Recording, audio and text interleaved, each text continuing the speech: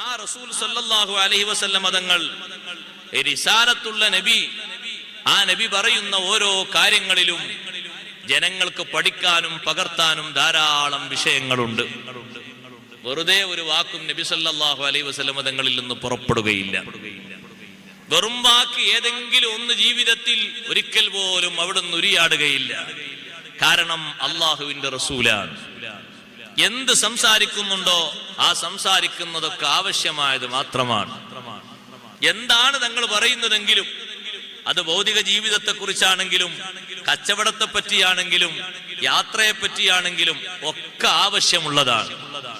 ആവശ്യമില്ലാത്ത ഒരൊറ്റ സംസാരവും റസൂലിൽ നിന്നുണ്ടാവുകയില്ല.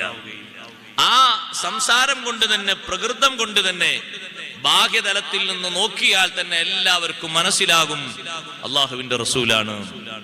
കുട്ടിക്കാലത്ത് തന്നെ ബഹുമാനപ്പെട്ട നബി സല്ലല്ലാഹു അലൈഹി വസല്ലം തങ്ങളുടെ സംസാരം കേട്ടിട്ട് അബ്ബാസ് എന്നവർ പറഞ്ഞു, തങ്ങളെ റസൂലാണെന്ന് എനിക്ക് നേരത്തെ തന്നെ മനസ്സിലായിട്ടുണ്ട്.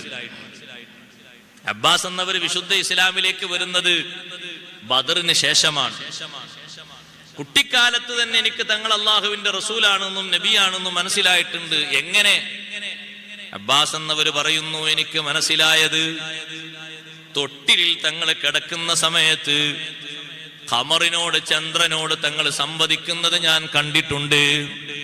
സുബ്ഹാനല്ലാഹ്, തൊട്ടിലിൽ കിടക്കുന്ന കുട്ടിയായി കിടക്കുമ്പോൾ ചന്ദ്രനോട് തങ്ങൾ സംസാരിക്കുന്നത്, വാനലോകത്ത് ഉദയം ചെയ്തിരിക്കുന്ന ഖമറിനോട് സംസാരിക്കുന്നത് ഞാൻ കണ്ടിട്ടുണ്ട്. നബി സല്ലല്ലാഹു അലൈഹി വസല്ലം തങ്ങൾ പറയുന്നു, അബ്ബാസേ, അത് ശരിയാണ്, ഞാൻ അങ്ങനെ സംസാരിച്ചിട്ടുണ്ട്.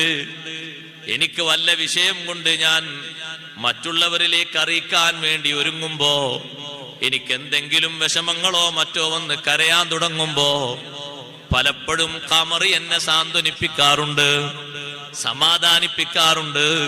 തിരിച്ച് ഞാൻ അതിനോട് മറുപടിയും പറയാറുണ്ട്.